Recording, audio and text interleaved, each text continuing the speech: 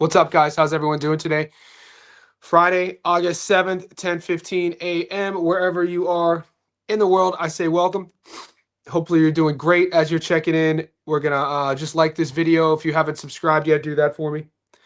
Also, comment below in the chat if you're catching this live, which fight you guys are torn on, because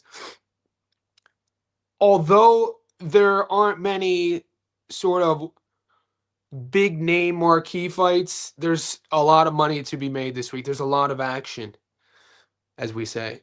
Starting tomorrow in New Zealand, we have the Boxer card in the UK. We have the Zuffa card in the UK. We have the MVP card in Orlando. And we have the UFC. And the boys in the MMA chat, PFL, my boy Dalton Rosta is fighting the Butcher in the PFL. So there's a lot of action. So if you guys are JSB insiders, check the tickets. We have, including our quarterly parlay, there's 6 tickets. So check if you signed up on YouTube or Patreon. YouTube members only posts, Patreon, the Patreon VIP section. We might do a live stream parlay together. So that'll be fun, because there's a lot more fights being offered on my book now than there was last night when I went to bed. So maybe I could be talked into something. Right?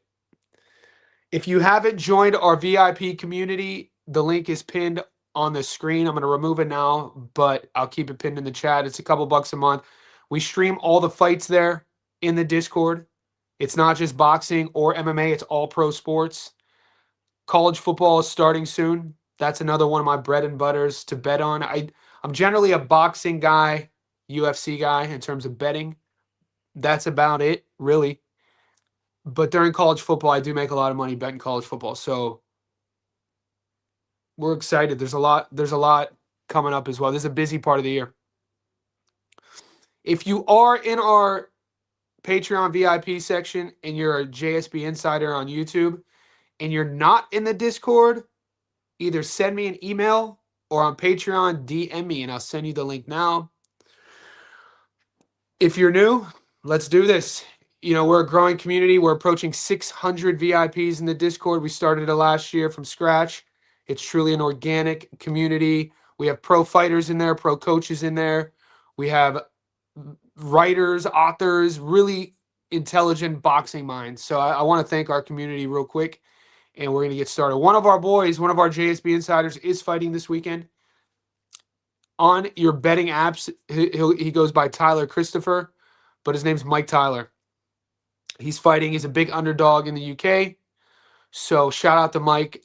Mike was one of our first guys to join our Discord, one of the first VIPs last year when I started this. And I've kind of been on the last 12-month journey with him, watched him, asking for fights, couldn't get fights, betting to pay his utility bills. He wins a couple fights over the last 12 months. And he's in the biggest spot of his career as a big underdog in a fight in which a lot of people don't give him any chances. I already think he's won in terms of, how far he's come in 12 months. So shout out to Mike Tyler, man. Win or lose, I already think he's won. And more importantly, if you're watching this, bro, have fun in there, dude. Life goes by like that. You've already put yourself in the arena. No matter if people are saying you're going to lose or not, it doesn't matter. The man in the arena. So shout out to Mike Tyler, man. Freaking awesome.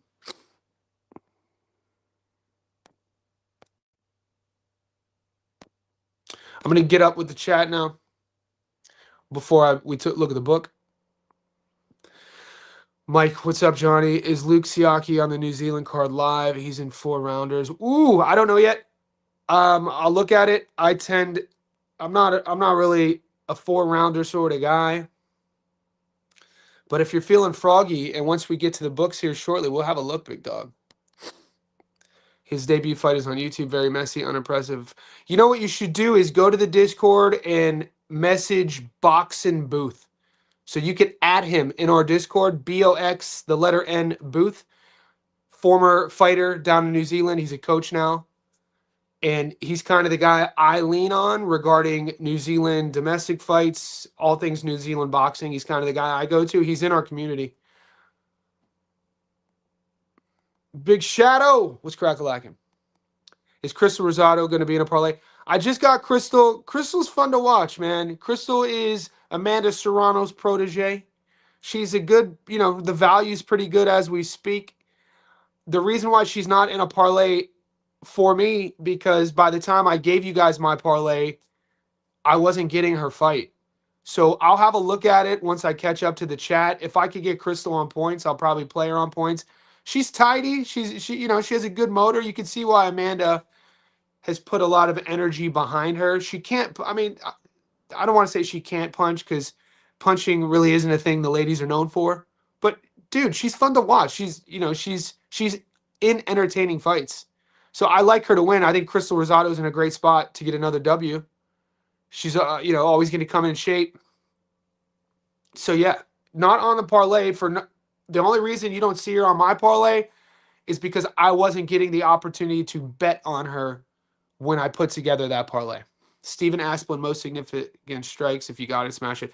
Listen to Big Shadow. This is a UFC reference. Steven Asplin, he's a UFC heavyweight. What's up, Johnny? Troy Williamson, moneyline, Callum Walsh points. Get after it. The only action I'm taking on Troy versus Callum is I played that prop at plus 110. Shout out to Julius Knows Boxing. He put me onto it last night. He twisted my arm. I said I wasn't going to bet on the rematch. I talked all my shit. And then I went back. I'm playing a prop. So I took Troy Williamson, Callum Simpson to fight not to go the distance at plus 110. I will be watching that fight still with bitterness, still with resentment from the first one, and with aspirations of bloodshed. Small World, Shanika's coach was my corner for one of my amateur fights back in the day when he lived in Canada. Shout out to Danny. A lot of people don't know, Shanika Johnson started boxing, I think, when she was 12. Had almost 100 amateur fights. Born in New Zealand. She started boxing in Queensland. She's one of these, like, the next wave of female boxers, because female boxing is, over the grand scheme of things, new. You know what I'm saying? In terms of age. It's why we see a lot of the ladies getting a late start in it. Think about on this card alone. Auntie Des is in her late 30s. Auntie Chicken is in her 40s. This sort of thing. And you see this a lot. But, and they picked up the sport late. It's not like Auntie Des and Auntie Chicken were fighting when they were 10. But Shanika is that next wave of, she did have an amateur career, a youth amateur career. I think she started when she was 12 and, has built a good amateur profile for herself. People knew about her. We knew about her. I knew about her when I moved here in 2013. Maybe I first heard of her. It's one of my favorite things about ladies boxing. We have some really, really intelligent boxing sharps in our Discord who make their money and allow us to learn too on women's boxing over the last 6 months. We've won a lot of money on women's boxing based off of the effort we put into the film study, and some of these guys who are part of our community who do just an excellent job at breaking stuff down and making us aware of what to pay attention to. Now, we know in the past we've seen the ladies do 3-minute rounders. I just don't. I think you would be ill-advised to compare women's boxing to men's boxing, right? I don't even, and this is no shade, it's a totally different product. So once we could get past, if you're one of these bettors, I'm telling you right now, boys, if you're one of these bettors and you have an ego and you say that I don't bet on female boxing, that's your ego, mate. You're leaving money on the table. Female boxing is a gold mine, bro. That's all I'm going to say, especially with odds. So that being said, I don't like to see the ladies fight 3 rounds. And my point was, Shanika is tailor-made for these 2-rounders. Based off of her gas tank, her physicality for the division, her style, what she's never going to win like a technical at range. If there was like a who has the best at range style, that's the most technical boxer, she would never win that award. But what she does really well is she puts a pace. She has a good engine. She's strong as hell. She likes to fight, fight off the jab, and she's kind of a bully in there. And I like the price. So as you know, I'm taking her over Dina. Dina also has a good amateur career, not as extensive, but she did pick up the gloves when she was younger, right? I think why I'm edging, and I think this is a 50-50 fight. I think what I really like about Shernika is that size, the physicality. Also, Dina she does good things really well. I think Dina's best chance to win this fight is if she were to stay in range. When you watch Dina's tape, she doesn't like to stay in range. She likes to fight in the pocket. I feel when she's in the pocket, her defense kind of crumbles a bit. And then Shernika, when she's in the pocket, I like Shernika. She stays more here, here, here, here, here. And I think Dina she's a little bit loose with her guard. So whichever way you have it, whichever one you have your money on, the odds are great. Dina's the dog, slightly plus money. Shanika's the favorite, not quite plus money. So whichever way you like, I understand. I'm going with the champ. I think we're going to hear, and still, I think it's going to be a points decision. And there's something about a fighter who weaponizes their strength and conditioning, and that's kind of Shernika in a nutshell. So that's where I'm at with that. You guys are going to ask me about that. What's up, Johnny? I need that Discord. I signed up through Mayo. Email me. My email is in my YouTube bio. JohnnyStofko@iCloud.com. I'll send you the Discord. Tyler Dog of the Week. You know I put money on Tyler. You know how to bet on my boy. Psych, nah, I ain't even look into it.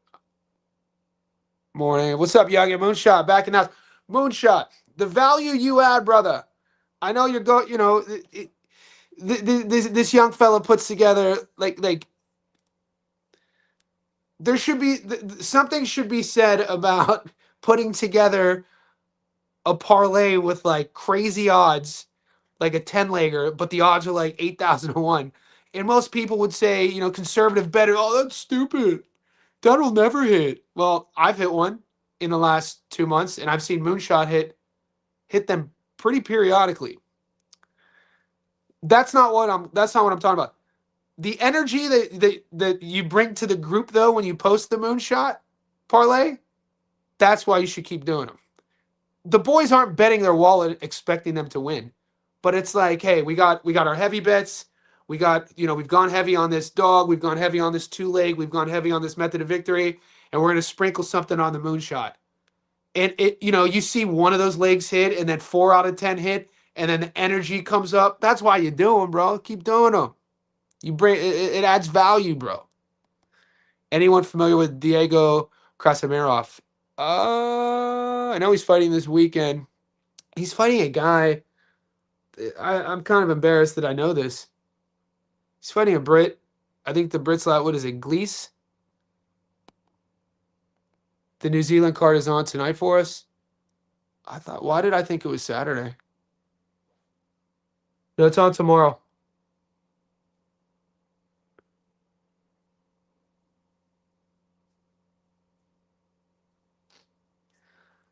Yeah, the sports bet, the book says the New Zealand card starts tomorrow.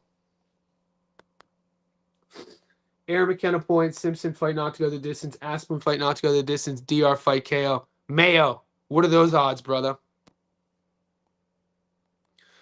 Paul Jordan, what makes you think Aaron McKenna gets the win? What's up, Paulie boy? I don't really, our group is growing. Lately we've had over 100 people on all of our live streams. We'll max out at 100. I remember when these live streams had 4 people, right? I've only been doing this for a year, the lives. I only reference that as, I know you're a JSB insider and we're growing, so I just don't recognize you. But I've been breaking down the McKenna matchup all week on the live streams, and all I'm going to say is, unless I have my read totally wrong in terms of who I think Aaron McKenna is as a fighter, especially at 160 pounds. You could go watch, if you guys are unfamiliar with my prediction video playlist, that's under the playlist Fight Predictions. So all the thumbnails that you see, Stats Don't Lie, those are my edited breakdown analysis of fights dating back over a year. That's how I grew the YouTube channel. From nothing, we're approaching 30K, which to me is unbelievable. It's very insane. I have a few McKenna breakdowns from a couple fights ago. I've been saying Aaron McKenna will be a world champion at 160 for a few years. I've said it all week. I just don't think most people are aware of how good he is. And the guy who sold me on Aaron McKenna, and the boys in our live stream all week have heard me tell this story, so I'm going to be short with it, was actually Terence Crawford's coach, Bomac. I knew who McKenna was. I was aware of him, but it was Bomac, who I have a digital friendship with from a Facebook group that I run called Boxing News Today. A few years back, he was telling me this is a kid from the UK. He's been coming to my gym for sparring and training camps for years. We've been using him for Bud for years. And I'm like, a 22-year-old fucking Irish kid, a 20-year-old dude. Aaron McKenna was going to the States when he was. Aaron McKenna fought in a under 12s amateur championship tournament between America and Europe against Devin Haney when he was 12. So those in the know have known about him. He's a very nice, his style, his feet, how he slides in and out, his angles. He could fight at range. Sometimes when you watch McKenna, he almost forgets that he has certain skill sets. Because he was fighting in that tournament, the tournament in Japan, and he was fighting the kid. He was an underdog. And I think he ended up stopping the kid late. Italian last name. And I think the kid was American. What's it?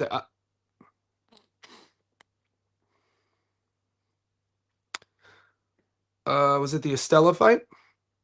Was that the fight that was in Japan? Yeah, the Estella fight. Isn't Gio Estella from America? Yeah, Gio's from Florida. So when you watch the Gio Estella fight, McKenna was the dog on the odds makers. He fights a certain style midway through the fight against Estella, playing the game. And then somewhere around the 6th round, it's almost like a light went on. And he's like, oh shit, I have feet. I can turn. I can fight in range. And you're like, oh shit. And then you saw more of it against Liam.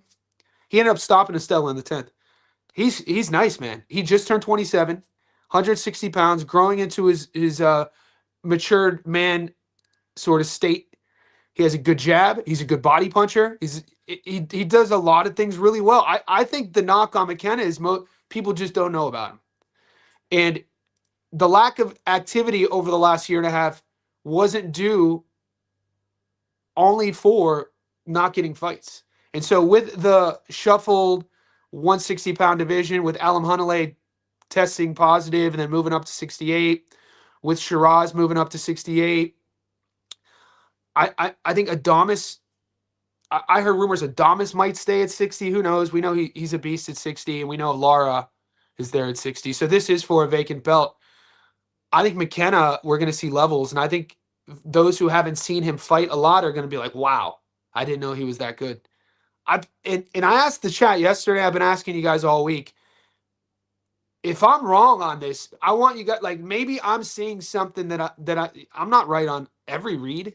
You can't expect me to be, but I think I do have a good eye on talent, at least, and seeing guys on the come up and knowing how to see if a guy is fading. And I think this is why we win a lot on our channel, predicting sort of, whether close fights or finding underdogs when the odds makers have it wrong, is that it's kind of like all related, I feel. When I watch Aaron McKenna's tape, I'm like, dude, this kid is freaking good. And he hasn't really even been matched that easily. When I watch Aliha's tape, Ed Nosa, he's good. I just don't put him in the same category as Aaron McKenna. Somebody on the chat was like, who do you think would win, Callum Walsh or Aaron McKenna? I was like, you can't even ask that question. That would be, if you ask that question, I think in the same room as those guys, I think McKenna would probably chuckle. Callum Walsh is still figuring out who he is as a fighter.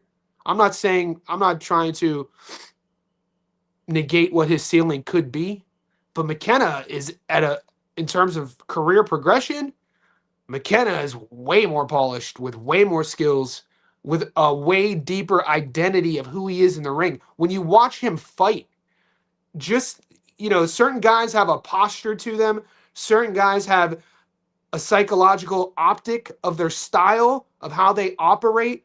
You don't see a lot of negatives in terms of, you wow, that he fought negative that fight, or when he's exiting right, he's kind of susceptible to the hook, or I wish he wouldn't stay on the ropes that long. He's when you're trying to see a fighter who's either a world champion and you're just being a little bit critiquing them, like, all right, where could he get better? McKenna's not a perfect fighter, but like at this stage of the game, when you're talking about a guy who's, has some polish to him, you got to think. I mean, when I watched McKenna, I was like, this kid at 160, I don't see many guys beating him at 160. But the thing is, I've said that for 2 years. A lot of people think Troy will knock him out again. I do like the prop on that. I hope Zuffa delivers. Sorry for taking too long on that thought. You guys know I'm a talker.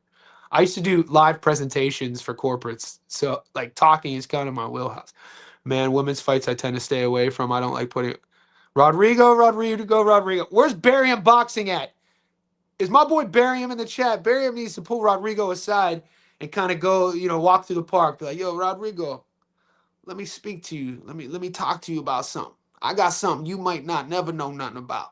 And that's that women's boxing. You know how much money is on the table during these women's boxing? Look at the receipts of ours over the last 10 weeks of finding like plus 400 dogs, hitting like plus 600 parlays. For a while, boys, the bookies didn't catch on the points prop either. So like it wasn't that long ago we were feeding families off of fill in the blank of the female fighter to win a decision.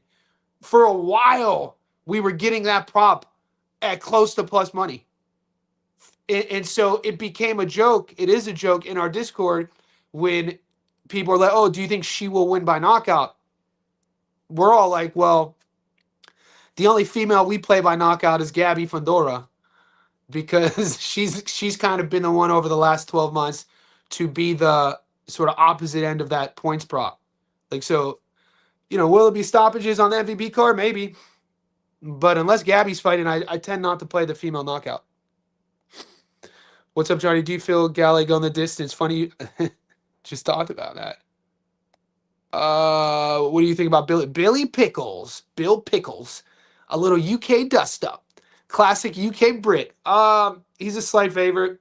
If you want to watch the little tape you have of these guys, these are going to be like, domestic level, sea level British dust ups. Action.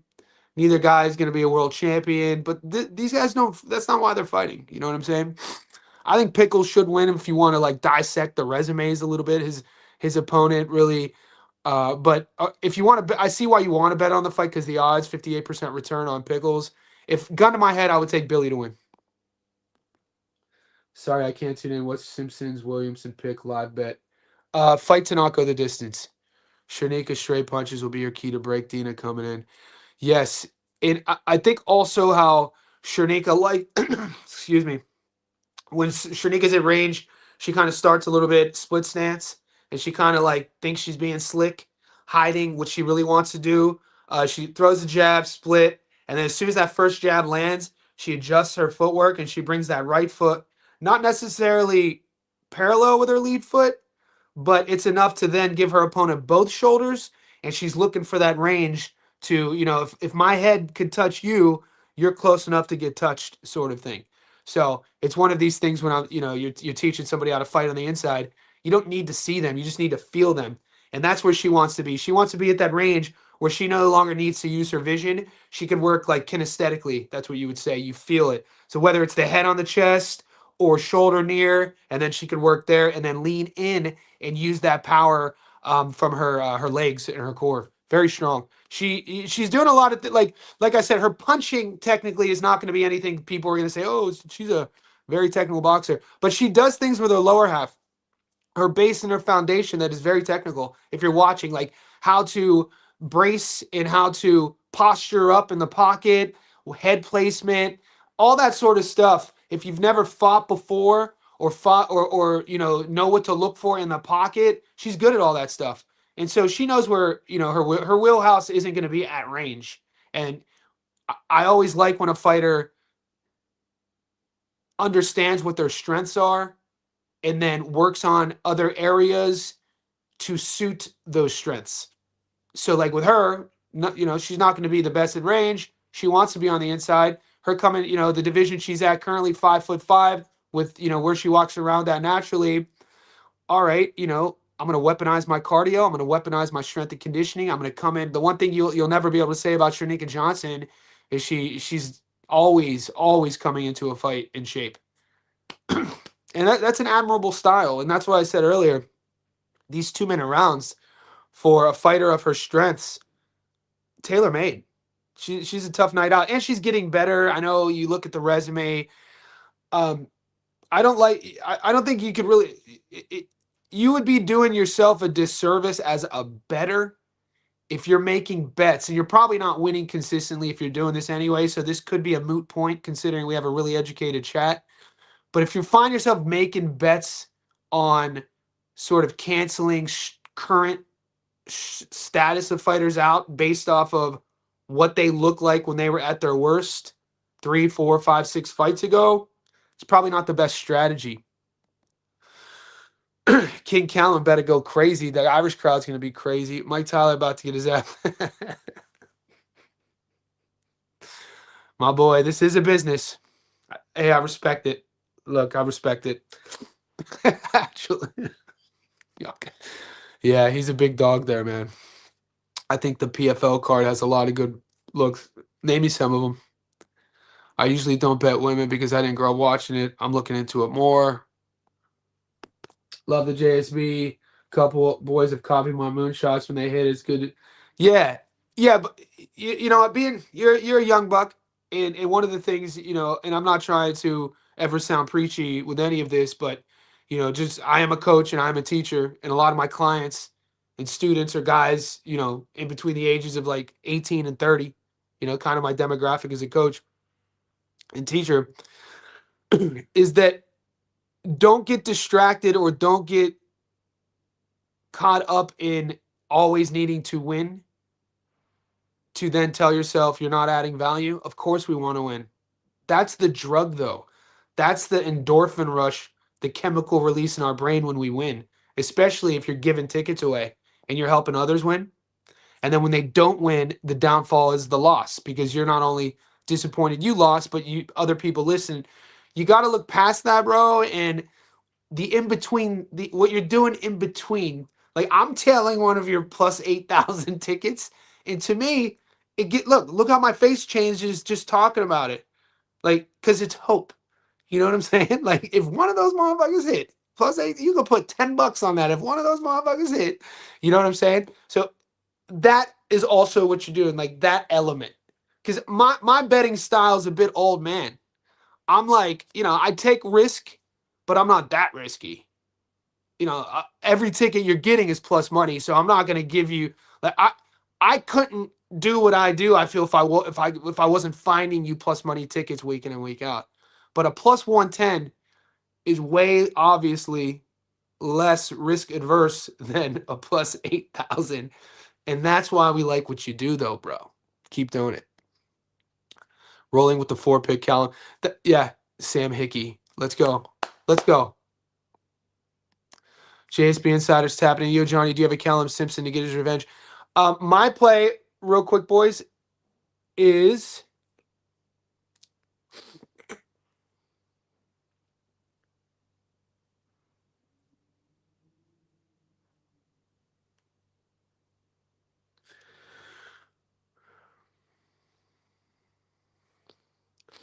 Troy's the dog here at plus 125. So all in depth, you know my take on this because you're in our group. This is my only play on this fight. Will the fight go the distance? No. Plus 115. So I'm watching this fight. I've given this ticket away for the boys. That for me is a bitterness bet. That for me is a bet doused in skepticism, resentment, and a little bit of nihilism based off of what happened to me in the first fight. So I'm just watching it, hoping for bloodshed, hoping for war. A first round knockout either way would be nice. So yeah, I think plus money, the plus money prop is my play. Hey bro, how's it going? I have a lot on that foreleg. Bill Fay. So do I, bro. It's the game we play. I'll be here whether we win or whether we lose. Historically, if it hits, we expect it to hit. It's kind of what we do. If it doesn't hit, I'll be here for you to come back and bash. Because, you know, I get it. But I do want to say, I hope that all of your picks, guys, you put a little bit something into it. I don't want anybody here just to follow my tips. So if you are here and you're supporting me and maybe I confused you and that's why you joined, you thought, or maybe you saw tickets shared online, you're like, dude, these guys are winning. And you joined just because you wanted a quick buck or you think I never lose. Nobody hits 100%. And I never promote our community to grow it for you to just follow my bets. Like, we do this for the love of the game, mate. So I obviously, you see my tickets. I'm not a guy who just tells you who to take. I post my tickets before the fight. So at its most honest state, I'm shoulder to shoulder with you through the wins and the losses. And because I'm so public and transparent about my delivery, I know what to expect when they don't hit. It's why I put so much effort into trying to win all the time. Maybe that's our secret, because who likes losing? You know, so if you're here just to follow or tail my tickets, I'd probably kindly ask you to leave, because that is selling our community. That is minimizing our community to the smallest scale of what we do. I went heavy today on this four-legger. McKenna. As everyone has a Zim. I didn't have a Zim on my books. Nika and Cal. Guys, shout out to Boxing Booth, who's a Kiwi. David's last name is Nika. So, like the knee, we'll do it phonetically correct. Knee hyphen knee. Ka. Forget about it, ka.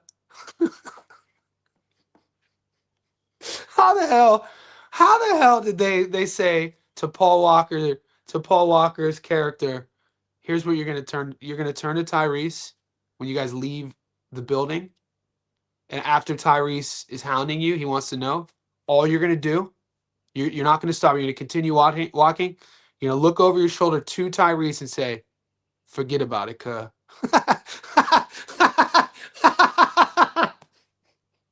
So the way you pronounce his name is Nika. Remember that. What's the dog of the week? I don't have one this week, man. My dog, I'm not playing my boxing dog. I can't. There isn't anything I'm confident about on the boxing side. Will there be upsets? Probably, but I talked about this yesterday about my strategy of finding boxing dogs. You know, we hit a lot. Like, we did what, 16 weeks in a row, and then it broke. And I think we've done 4 or 5 weeks back in a row. So like 22 out of 23 weeks in a row of finding dogs dating back to last year. But none of those picks that I've made are forced. It's never, I never will, because when I pick the dog, it's full unit, and I put a lot of money on those bets. So every now and then, like this card, this weekend of fights, there wasn't a dog that I got excited about. There obviously there'll be dogs that hit. It's just, and then if you guys told me to take it, you'll be like, I told you so, and I'll give you your flowers. But as a bettor who puts everything out there, like, I don't feel comfortable. Like, we'll see. I don't think anybody on the Kiwi card I think all the favorites on the Kiwi card, I think all of the favorites win. And then we got the boxer card. Like, when I pick the dog, it has to be a sort of level of instinct and a level of what I see on tape. Max Curtis, Billy Pickles. Like, you guys, nothing more needs to be said there.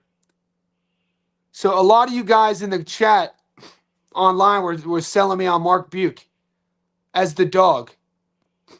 I'm not saying Mark Buke can't win at plus 550 against Coyle. All I'm saying is, when you watch Mark Buke fight, and because I put my bets out in this modality, and when you watch Mark Buke's tape and you see his level of skill, and if I were to take him, I am putting my reputation on the line. And that level of skill is not a sort of level of a fighter. It's not the strategy I operate on. Now, there will be guys, if Buke wins, who say, Johnny, you should have taken Buke. And I would have said, yeah, you're right. But I would then say, that's not, like, when you watch his tape, that's not a dog that I'm betting on at all. Tyler Christopher, our boy. You know my story with him. We talked about it. Stephen McKenna wins. Azim wins. So now we're down to, I didn't have this fight, Ashley Eels, Sam Hickey, Greatest Kraus, Josh Ward. Now this leads me to Josh Ward and Kasparian, right? And a lot of you guys like Kasparian.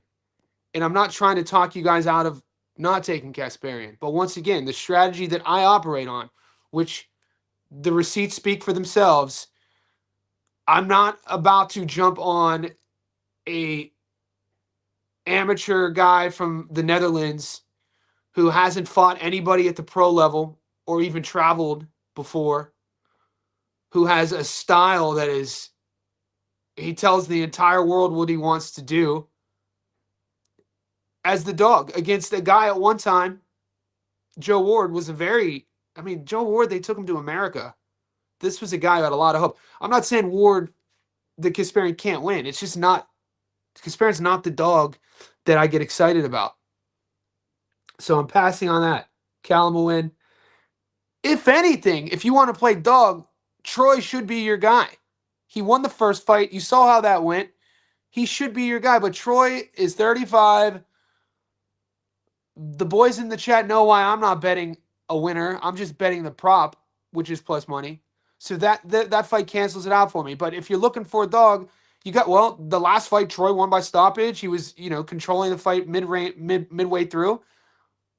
Him being a dog, it's why not play it? I'm not, but that's an option for you guys. The only fight that I would think about would be Dina. So I think personally, Dina is the most live dog of the weekend. My take on that. So if you're looking for a dog, and if you want a dog that's more correlated with my strategy of betting in terms of matchups, odds, what's on the line, Dina's your dog, 100%. I didn't take her to win. I'm taking Shanika. But of all that list we just went over, fucking Mark Buke, Kasparian, it either should be, in my opinion, Dina or Troy, if you're looking for a dog. That's just my take. No, but you don't have to listen to me. I have Aaron McKenna on points. For the inquiring, I'll take Diego Krasimov on the money line. I'll explain why in depth in the Discord. Just search his name in the bar. Okay, so Barium says his dog.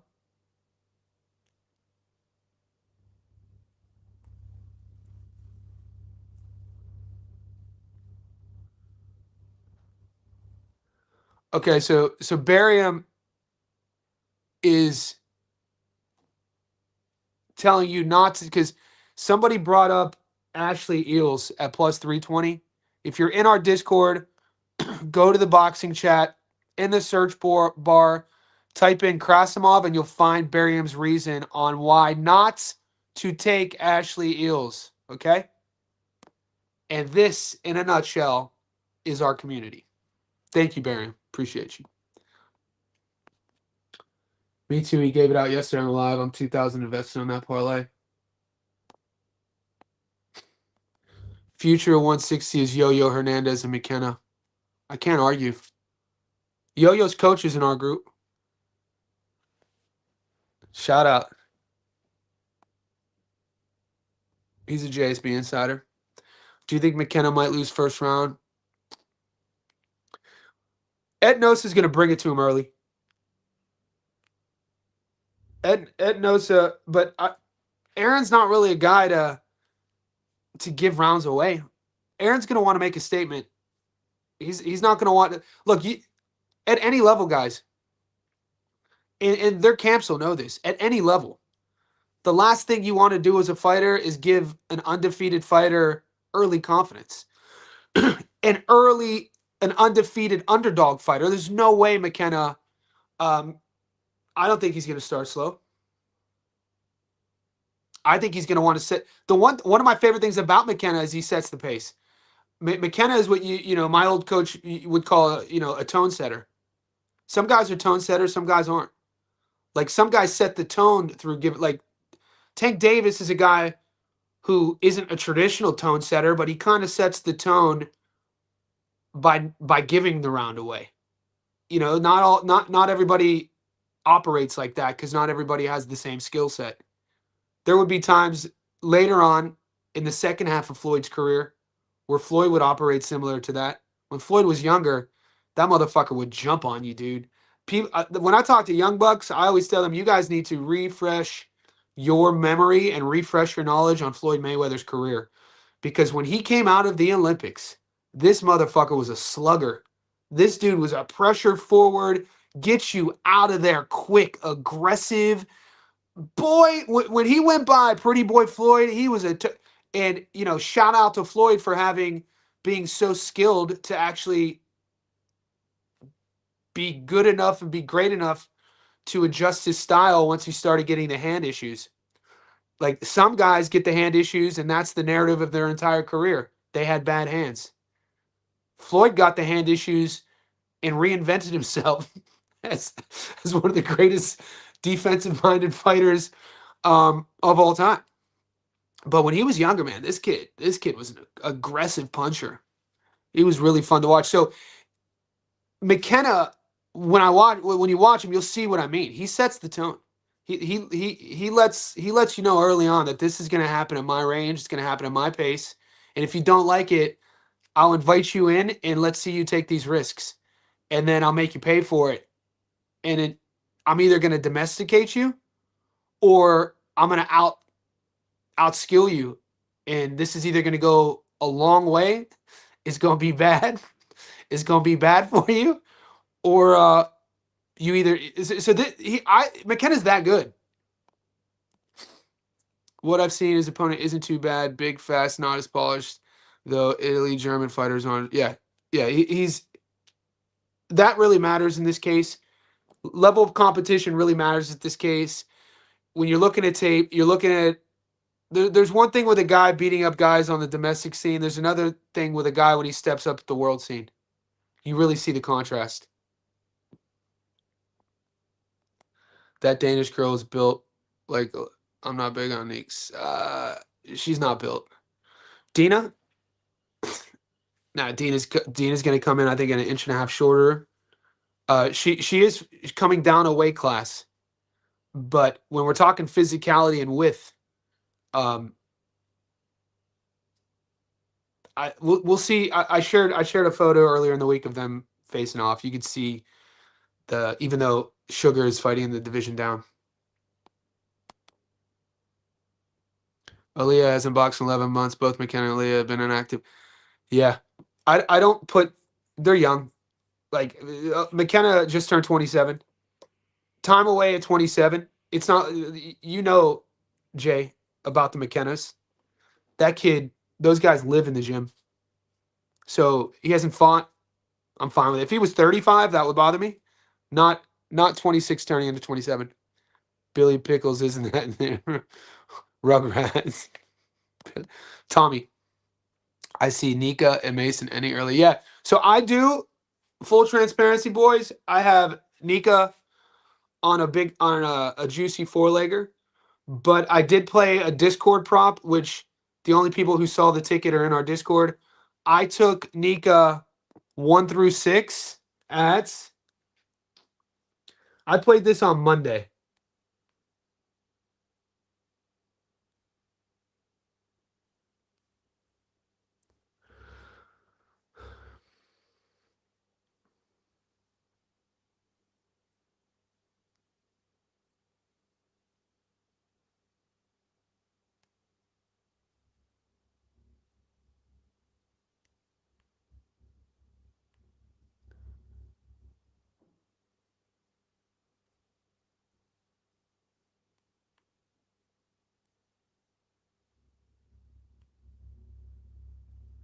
All right, so I played this on Monday.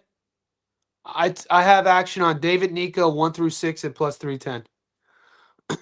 And guys, if you're new to the game, tread lightly on the props. Prop betting, as you can tell, it's a whole different sport in terms of gambling. You know what I mean? Prop betting, when you're looking at your bankroll and you're looking at strategy over time, if you lay your bankroll out, I told you guys last night on my live how I do mine. I do my bankroll in month-to-month increments. So I have my peak, and then we have every week of fights, and then I'll disperse accordingly my unit play.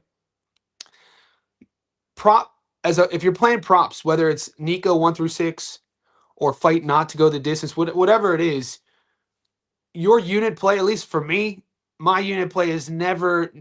It's usually maybe sometimes 50% of my normal unit. Usually it's a quarter. You know what I'm saying? So just tread lightly with the props. But this is one that and I don't play props a lot. The fanciest I usually get is method of victory. Will they win by stoppage or will they win on points? So you still need that's risky too, because you need your fighter to still win. Hopefully there's no draw. And then from there, you need to pick the outcome properly. So if you're new to the game, strategically betting, if you're doing props, tread lightly with your bankroll. I do like Nico 1 through 6 plus 310. I love that prop. Sam Goodman odds. Yeah, keep that down. I only shared it in the Discord, guys, so I didn't share it publicly, by the way, either. I got some insider info on that too.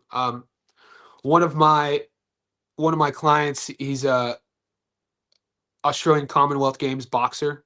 He's an amateur, one of the highest ranked amateurs in Australia, and I'm his strength and conditioning coach. And so he he's in fight camp, and he comes over once or twice a fight camp so I could touch up on his technique of his powerlifting, his strength training, make sure everything's neat and tidy technically, and then we do everything else online. So he has a fight at the end, third week of September. But Goodman has brought him in as a sparring partner for this fight with Nishida in Japan. And so just yesterday he was talking about him, and I was picking his brain, obviously, a little bit of insider info. And I didn't realize the odds of Sammy versus Nishida until this morning. Somebody in the Discord brought it up. And when they brought it up, I was like, oh, shit. So I went in there, and obviously I made my play. But it's not publicly. It's only within our group.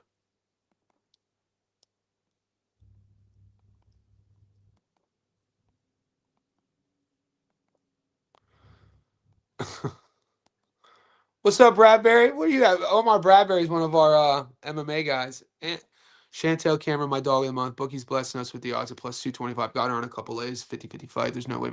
Oh, shit. Hot take. Omar, you're my guy, man. Good read on that. I'll revisit that when we get closer. Do you think Clarissa will get the nod? Clarissa's fighting Auntie K. Auntie K is durable. Auntie K strong. These Aussies, boy, I be trying to tell you guys, boy. The Aussies, they're like the strength and conditioning community down here. I'm talking from like not just fighters, but like from rugby, um, both NRL and union, or league and union, AFL, uh, the fight game. Because I'm a strength coach and I've done my credits through the ASIC, the Australian Strength Institute. There are some amazing strength coaches down here. I'm talking on a global level. And so you see it trickling over into the fight game. Like when you think about Aussie female fighters, what's one of the things you guys think? Like, what's one of the things that comes to mind? I'm talking about an Aussie female who is trained down here. She's going to come in shape, dude. Aussie females are fit.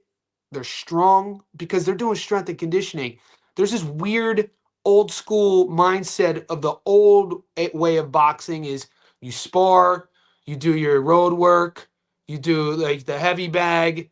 And I know old heads who barely did mitts. You know what I'm saying? And this whole guys who are like in their 70s now coaching, oh, wait, doing squats will slow you down. And I'm like, bro, oh my God, you need to learn and know the science of human, functional strength and the effects of functional strength in terms of explosivity and power and endurance. And so when I see other female boxers globally, I could tell they're not doing. There's one of the things I'm like, you could tell they're not doing strength and conditioning. And so, Auntie K, to answer your question, my problem with Clarissa is her punch placement's freaking horrible. Her accuracy's freaking horrible.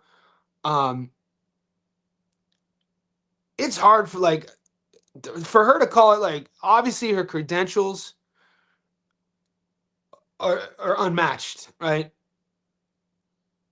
And she's an imposing force in there, but I think she's beatable. Like, I think, like, watching her, like, we won a lot of money in her last fight. She couldn't get Auntie out of there, and it was in Detroit, and we took Clarissa on points. A lot of you boys took her by knockout. I'm just gonna say the only girl I bet knockout props on is who? Gabby. If Clarissa had a little bit of punch placement or accurate, is there a more inaccurate puncher in pro boxing than Clarissa Shields? Like, if she placed her punches, she'd have a high knockout to win ratio. I mean, what is it? It's freaking horrible. And she has this aura about her as a knockout artist. She's not. I'm not saying she doesn't have power, though. It's just, look, I don't like it. I'm a coach, so I like the minutia of the science. I like technique. I like when the right hand looks like a switch. You know what I'm saying? There's no fat on the punches, or when the hook just turns over, or give me one second. Clarissa Shields, 18-0, 3 knockouts. I mean, what are we talking about? How are you the GOAT? I get it. The GOAT for me is somebody who puts it all together. And she's probably not even born yet. Clarissa is paving the way for the ones who haven't even been born yet. She's changed the game. And that's not what I'm trying to say here. I'm probably coming off as a hater. But as a big puncher, she doesn't sit on her punches. She slaps. She pulls her punches at times. And she's so inaccurate. Like, I don't like watching her fight. It's entertaining because it's just like chaos and she's super aggressive. But I'm like, maybe she needs a coaching change. I'd like to see her change camps and kind of link up with a technician. Somebody who would force her to stay in the lab for hours and work on her punch placement, work on her not getting over her lead foot, work on her keeping her weight back when she's throwing her lead hooks, work on her setting things up instead of just throwing flurries. Because obviously she's athletically gifted and she's a super athlete and she should be stopping people. Women's boxing is a gold mine. I remember Auntie Juarez. Yes, brother. Tell them. You got to tell them. Why are Aussie women so fine? I say it every live stream when we talk about Aussie women. Women are fine everywhere. If you're old like me and you've traveled the world, boy, there's beautiful women everywhere. I always laugh at my friends who limit themselves. I only like this type of girl, or I only like this type of girl. I'm like, shh, you out here. You crazy, boy. Women are beautiful everywhere. Shout out to all the beautiful women out there. Shout out to my girl, the most beauty. 250 laughing. I don't know what these jewels are. Connor Ben just said today Ryan Garcia will be his last fight at 47 for Chandler brutal weight cut he's going to go through. I think Ryan should stop him.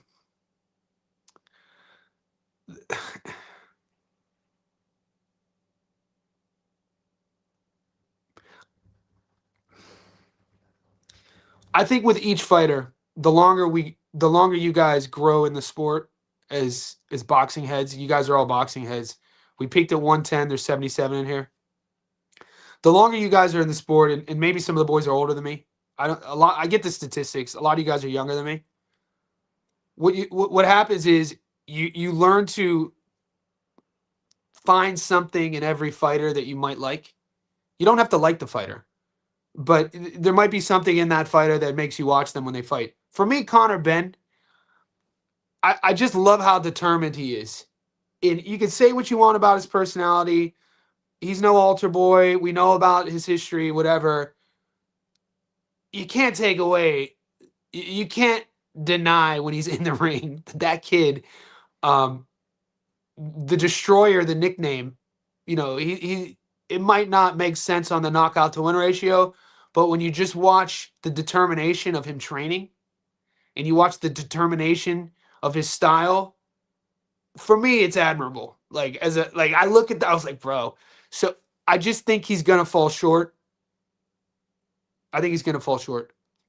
I mean, Ryan's timing is better. Ryan's power is better. Ryan's the guy who's more in probably the better weight class. We've seen Connor now. I don't like when guys get close, in their 30s. And how old's Connor now?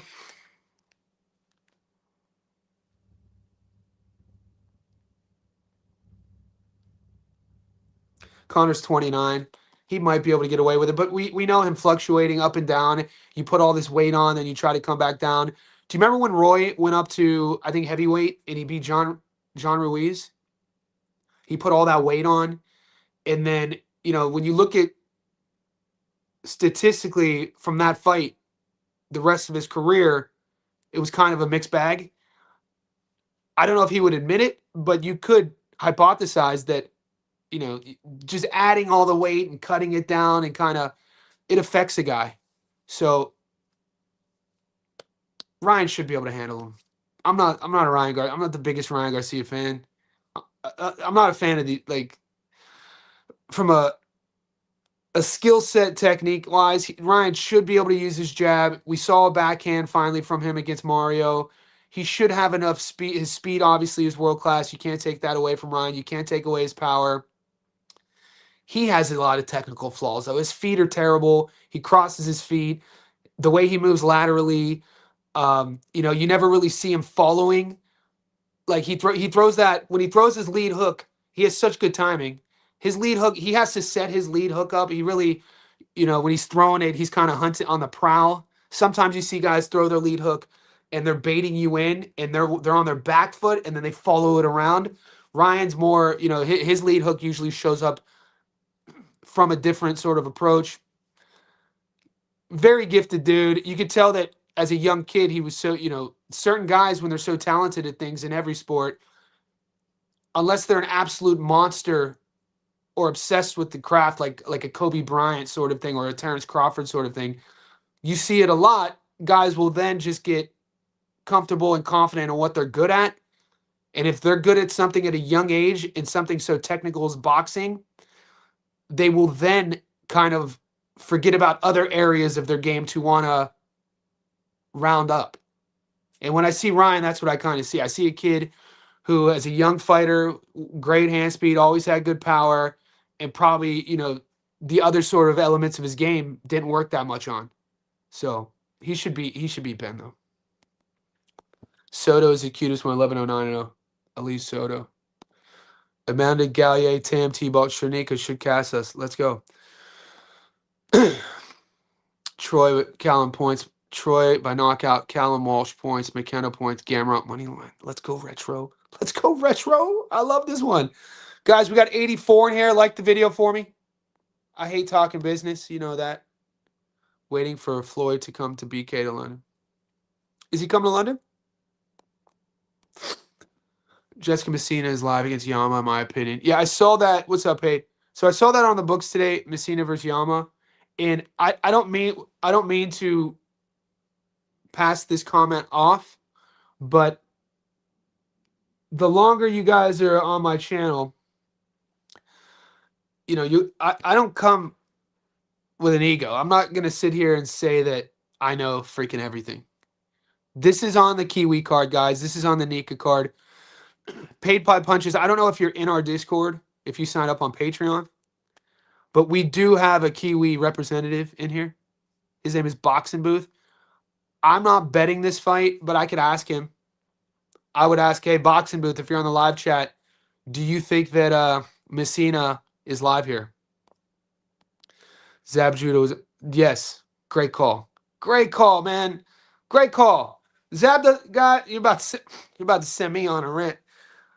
Zab does not get talked about enough, man. Zab does not get talked about enough. I'm so glad that Zab linked up with Broner a couple weeks ago to get on his live streams. I talked about this earlier in the week. The newer generation, because social media wasn't a thing, they kind of like somebody on the live chat was like, "Who is this guy?" I said, "You better. That's Zab Judah, man." When Zab was coming up, dude, in his prime, boy, I like that he's doing podcasts and like because he was on the live stream with Broner. I saw him on. I think he was with Unk. He might have been on Unk's podcast. He might have been on Andre Ward's podcast. But man, Zab Judah was special. Down here, he's obviously remembered for, what happened against Costa. But you need to, if you don't know about Zab Judah, refresh yourself. Tone setter, perfect way to put it. Sky's no doubt fit. Clarissa's a self-proclaimed quote. Don't be afraid to tell the truth, JSB. Shields a lot of height. I feel you. I try. What am I inaccurate about? Puncher. Okay. Yeah. Ethics are really important to me as a man. Ethics. And so I don't think it's my job to preach my ethics to people. So when I was younger, I used to get caught doing that. And at this stage of the game, that's not what I'm trying to do. I'm not trying to judge anybody for how you operate. But what I do here is it is important for me to lead by example because it's my platform, right? So if you ever think I'm not telling the truth, call me on it because that's not what I'm trying to do. If I'm hesitant on a take, I'm finding the words to not sound like I'm bashing a fighter. That means a lot to me, not bash fighters. There's a way to do it. There's a certain way to speak about fighters.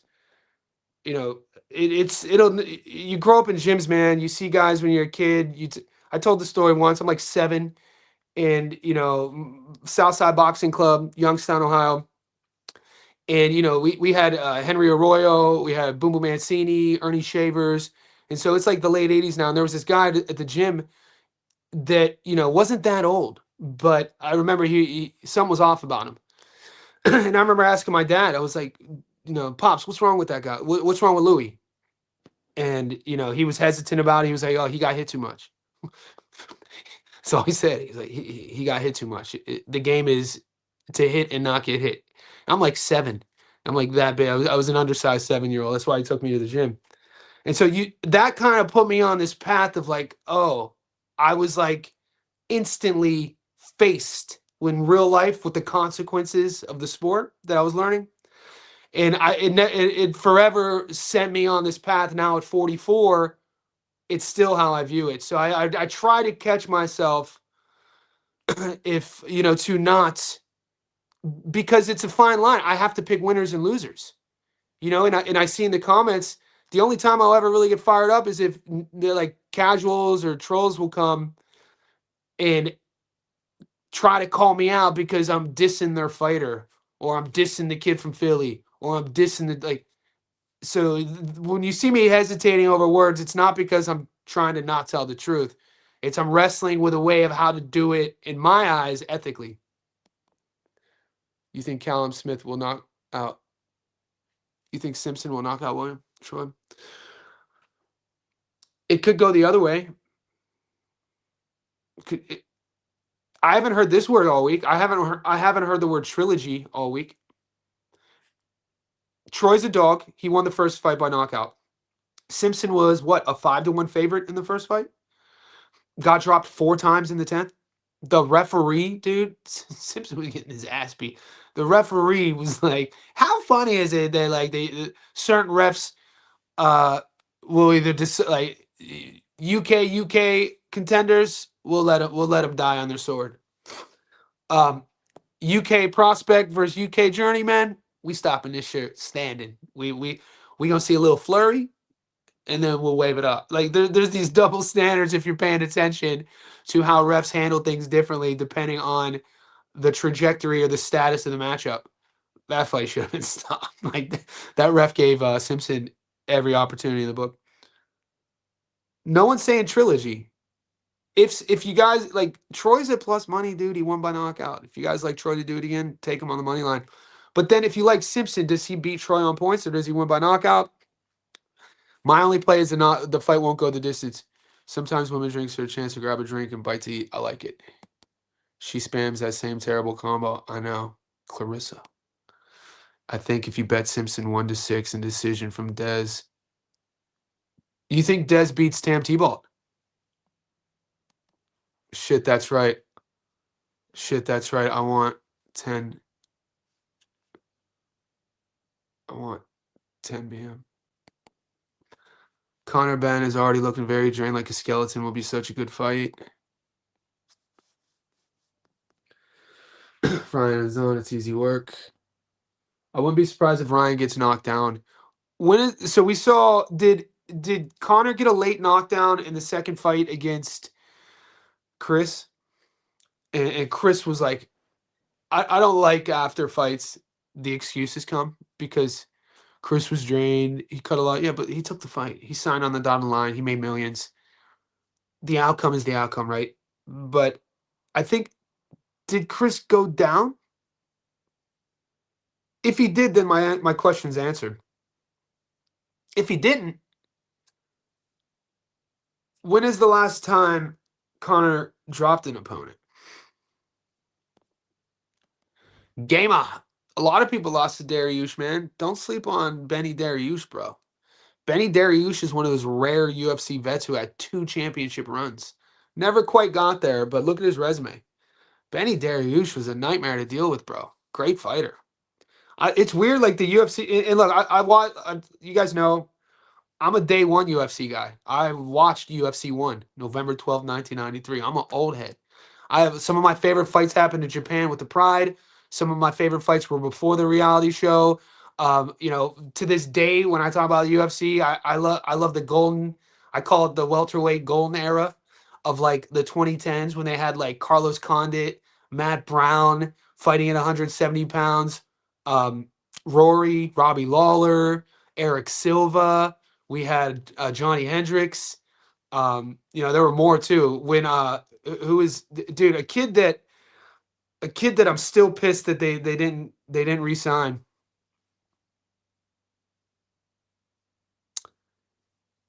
His name's slipping my mind. Great leg kicker. He was a freaking animal. He came over from Strikeforce. He was a beast in Strikeforce. But I watch all the fight. Like the thing that UFC fans do that I think it's because it's such a young sport is they're really hard on their veterans. Like they like to do revisionist history. People have come on here before and tried to shade BJ Penn and disregard BJ's run when BJ for I think 6 years was he was the first guy to ever win belts in multiple divisions, traveling up divisions, winning the fucking the Mundial, the BJJ world title in jiu-jitsu, and then coming on the scene in UFC, having this crazy gas tank, being able to beat you everywhere, on the ground, on the feet. And then I had a kid on the show a while ago trying to like revisionist history and look at BJ's entire career. He was fucking over. I was like, you guys are out of your mind. Like you with UFC fighters, because the UFC eats their old, you have to look at guys what they were when they were at their best, especially their champions. If a guy went on a run and became a champ, then their prime.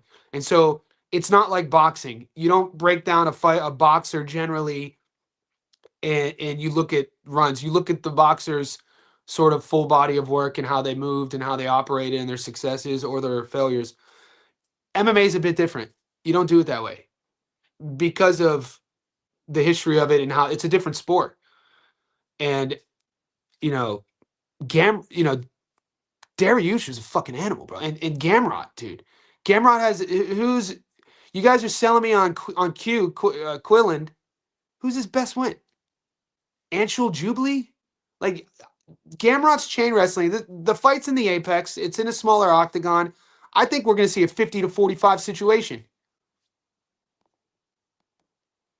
Is 410 for Ben too wide of a line? Yeah, I do. Zab versus Costa. Yeah, it had, because pop culture was written all over the fight. When we think about Zab and Costa, even though we know the outcome, there were other elements that people still talk about. The energy of Las Vegas, Zab's walkout, comparable to Costa's walkout, the contrast of that. If you don't know, look into that. That people still talk about that, how the outcome happened.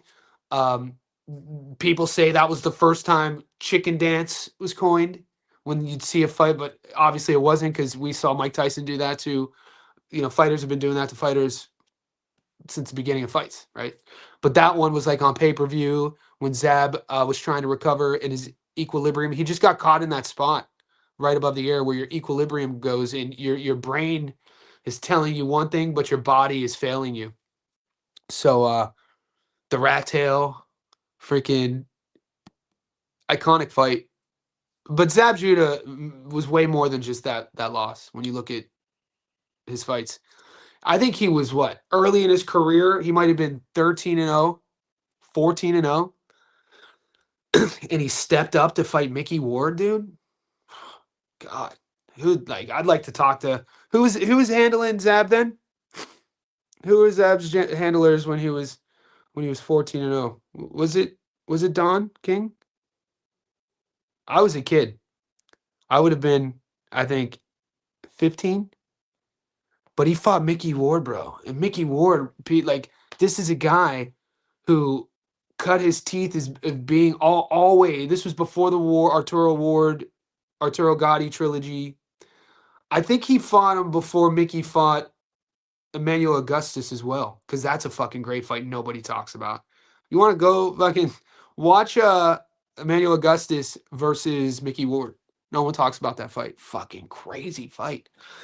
But Ward, dude, was a brutal body puncher. Accurate. He would take his time with his body work. Very rarely you see guys these days who will get inside and take and specifically take shots to give one now. And he was so accurate with it, and the way the angle he would rip it at. And and Zab overcame all that. And Zab beat him. And that's people like, oh shit. And Zab had a lot of hype coming up. Damn, 90s boxing was amazing, wasn't it? I was fortunate to go on a run with Pavlik in the, up until the first Jermaine Taylor fight. Once he won the title, that's when we got there, and I was like, and I didn't see him fight live after that.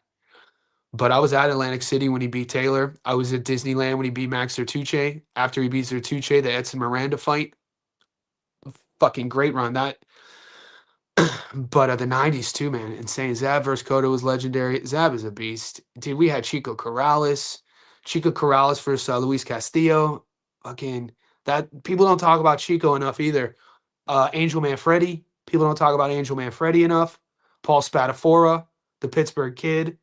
There's a lot of them, man. If you go even the generation before that, um, I was talking about Matthew Said Muhammad, Miracle Matthew. If you don't know who Miracle Matthew is, crazy story.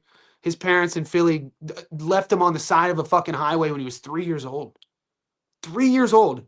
And Catholic nuns picked him up. A coventry of nuns found this abandoned young toddler on the side of a highway. Went on to become a champion. Matthew Said Muhammad. Buke and Pickle. Darius was good, so was Gamrot. Chris went down heavy twice in 11th or 12th, I believe, but no excuse. Chris is shelling, so one of the worst I've seen. I don't believe it was Connor as elite. What's up, Retro? I definitely watch UFC 1, but my favorite fighter of all time. Yes, Lyoto Machida. Dude, I told a story about Machida, his gym. Leo Machida was the first, like, it was the first I had ever heard in MMA of guys training to get knocked down. So, like, it was known that if you're like Lyoto, Andy was the first guy to have a karate base to become a world champ. Maybe the only guy. I know he's the first karate base to become a world champion. But Machida and those boys would train off the cage to get clipped and then how to react once they got clipped. And I remember it was like an evolution of the game when that happened. And now you see, because instinctively, if you're in space in the middle of the cage, you get clipped. You see a lot of guys shoot for legs and that sort of thing in MMA. But tactically, especially a counter striker like Machida, he'd walk you onto shots. So he's using the back of the octagon for his advantage. And, there were moments in his career where he would get clipped and he would somehow recover. And I remember finding out that, wow, they train for that. Like you train. And so you'd also see in times, and, to think about, you don't see it a lot anymore. I think the Pat Barry fight was one of them, or Brock Lesnar versus, who was Brock fighting? Pat Barry was fighting the guy who announces PFL, forget Sean's last name. And Brock was fighting it was for a title. You'd see it more often back in the day. Guys would get really hurt and dudes would rush in. And when they would rush in, they would get clipped. You don't see it a lot anymore because the game's evolved. But that used to happen. And guys used to train for it. BJ Penn was, people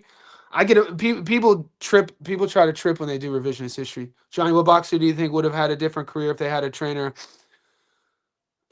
a la Tim Tszyu or Teo? If they had a better trainer. It's tough, isn't it? Because both guys became world champions. Both guys are still active.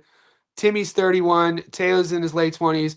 The percentage of guys who will go and pick the gloves up as a boy, and when it's all said and done in the history books, have written that that boy became a world champion, it's emotional. The percentage is few and far between, less than 0.5%. So it's hard for me to, a different career, bro. These are world champions. You know what I'm saying? Like, that's the way I look at it. But I understand your point. It's just a tough one to analyze because the way my mind perceives that question is like, these are champions. Like, it could have gone a different way. Zoo could have lost to Gachet when he got dropped early. And I think that was in the Armory. Did he fight Gachet in Minnesota? An Olympian? That was his step up at the time. He gets dropped early, dude. He had to overcome that. He overcame that and then won a wide decision.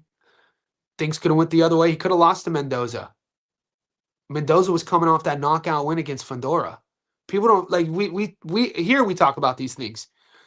Zoo doesn't get credit for that. Like, Mendoza was the one here. Zoo was still the guy trying to prove himself. And to this day, Mendoza's the only one who's been able to crack that code against Seb. And Timmy got real close. Against Seb. Yeah, I think I have a little bit different outlook on Zoo's career. I think he's overachieved. I think with all the cards that were dealt, his personal sort of story. I mean, John, he was the son of a Hall of Famer world champion. What do you mean? Yeah, but that dude got abandoned when he was 7 because his dad had a side family in Russia. Abandoned him. He was a kid who was like known nationally of going on the stage during the weigh-ins with his dad, who was a champion. How am I going to explain to my 8-year-old friends that my dad's not my dad anymore because he got some new pussy and ran out and started has a little side family in Russia, and now he doesn't like that. Timmy, those were Timmy's cards as an 8-year-old. So my outlook's a little bit different on him, man. I think things went. I think he overachieved. I don't think many people thought he was gonna become a world champion. BJ Penn was licking the blood. BJ Penn's an animal, dude. 100. BJ Penn's an animal, dude. Gamrot whooped Harmon. People are forgetting about my boy Gamer, dude. Gamrot resume should have him a favor, but he seems to be. Well, he's 35. Look, 35, which isn't the end of the road. He's been stopped once. I think he got subbed once. You know, one of my favorite Gamrot fights, it was in Europe. He fought my boy Stormin Norman Park. Watch that fight. I freaking, dude, people forget. Stormin Norman was a beast, dude. Stormin Norman was a training partner at SBG with Connor. And he was part of like that camp when Connor was coming up with like Neil Seary, Patty the Hooligan Houlihan, Cathal Pendred. And dude, Norman was a gorgeous striker, dude. Norman Park was a dude in his prime, long, lean, technical, pop, pop, pop, pop, would start you from range. And Norman was cleaning everybody out on the Euro scene. And he fought Gamrot. And I was like, that's when I first heard of Gamrot. Like, holy fuck, who is this dude? It was a while ago. I'm a nerd for this shit. Costa Rex Zab attacking the rep. People do not talk about Vernon Forrest enough. Good shout out, Skeezy. Vernon Forrest, boy. Wow, dude, how good was he? Who else? You got me thinking now. Winky Wright. People don't talk about Winky Wright enough, boy. That high guard. Sent you an email. I'll get you the link. Vitor Belfort on gear was the GOAT. TRT Vitor.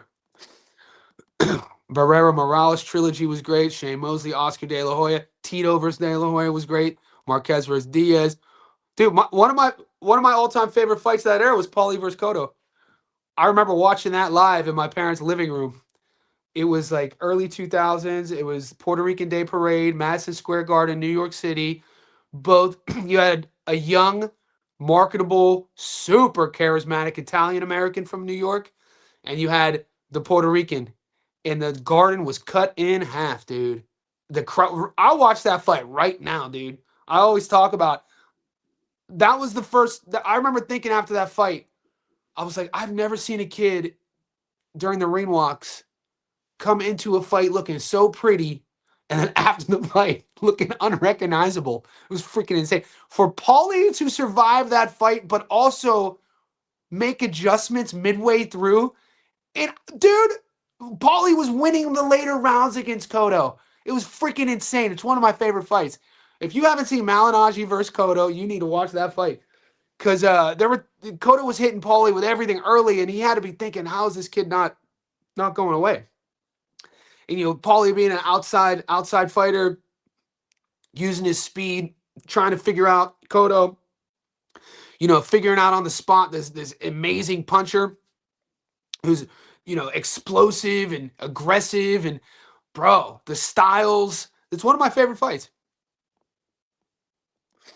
Did you see the video of Teo? I did. I put it up in the Discord. Teo's stripping, man. He thrashed Mendoza. He did. And they throw that win away. You know what I mean? And then also, guys, Ocampo, right? Ocampo is a guy, I brought him up today in our Discord. Oh, shit, I have climbed. I could talk to you. We've been on for like an hour and a half. Ocampo, we watched EJ run through Ocampo first round. We watched Tim Tszyu run through Ocampo first round, second round, something like that. We also just watched Ocampo go the distance with Callum Walsh. So somebody in the Discord was trying to compare. They were like, who do you think's better, Callum Walsh or Aaron McKenna? And I go, bro, it's not even comparable. But do you remember how that fight started, though? People were picking Gachet to beat him, by the way. I know a lot of people picked Gachet to beat him. A lot of people picked Harrison to beat him. I was at the Harrison fight, and we know everyone was picking Errol to beat him, and we picked Timmy to win all those fights. Now, obviously, Timmy lost me money against Murtazaev. Didn't, and that was the one that yeah, there's a lot to be said about that fight. Great take on Tim. Appreciate you. I'm just trying to keep it real. What's the slips? They're up. They're posted, Osney. I don't believe in locks, though. There's no such thing as locks. Amanda Lemos can win, Johnny. I don't know about her opponent. People are writing Lemos off. I think you're seeing in Lemos what I'm seeing in her, too, when she's at her best. She's been up and down, though, dude. I don't trust her. Tim's big fight was supposed to be Charlo. Maybe that can still happen. I think people will still care. Night Trader, I was right near the ring for the Errol Spence fight. People here, people care. Fight week was electric. We went to the weigh-ins. We went to media day. We were at the fights. People here care. Charlo 100% could come down here and get the same treatment EJ got. I guarantee it. Because we're so isolated down here. The thing about Aussies, and I can only speak for Sydney siders, is very loving community for outsiders, especially Americans. Aussies love Americans. And this isn't supposed to sound anything except a positive thing. So it was amazing to see how the media, how the fans treated, I mean, both Errol and Steph, up until Steph missed weight. Steph was getting the star treatment. Belfort on TRT was dangerous. Hell yeah. TRT Belfort. Dude, Vitor Belfort. Do you guys remember when he used to go by the name Peter Gracie? I told the story on the show before. Belfort used to go by the name Peter Gracie because at the time, everybody was trying to take that Gracie last name. And then as he started winning fights, Helio, the father, Hoist's father, Hoist and Hickson, made him, hey, bro, what are you doing? You can't be taking fights under our last name. And so then he started going, because it's either a pride fight or a UFC fight where he gets introduced as Peter Gracie. Vitor Belfort. True story. Check it out. What do you think about Jimmy Saints? We've won money on Jimmy before, man. It's hard for me to go from what we're talking about to kind of like give you a fresh take on Jimmy. But when he fights again, we'll talk about him. I think either Charlo would trash Tim. I mean, you guys were saying the same thing about Errol. You said the same thing about Tony. You said like, unless it gets put on record, it's just your opinion, and I respect your opinion. I disagree with you, though. We up going into the weekend with great confidence. Going to rewatch Pavlik Miranda. Great fight, bro. Fucking great fight. Watch before the Miranda fight. Watch Zertuche. That fight happened at Disneyland. I was at that fight. It's one of, in my opinion, the decade's best knockouts. It was a great fight. It was a war. Zertuche was a big puncher, a confident guy. Going into the fight, a lot of people were picking him to be. Kelly was one of these guys where almost as he was stepping up, everybody was picking him to lose, and he just never was losing. His only two losses are to Maravilla and B-Hop at 170. But 40-2, 34 knockouts. We have a new middleweight champion of the world, and he's from Youngstown, Ohio. I'll never forget that when Lampley said that after he stopped Jermaine. And Jermaine, and he got prime Jermaine, dude. Kelly got prime Jermaine. This Jermaine. Bad intentions. Did you place a bet on Austin Ammo? Not yet, but I like Ammo to beat Malnicki. What are your thoughts on this KOTS fighting, John? King of the... I don't know what that is. KOTS. Then his sister got kidnapped.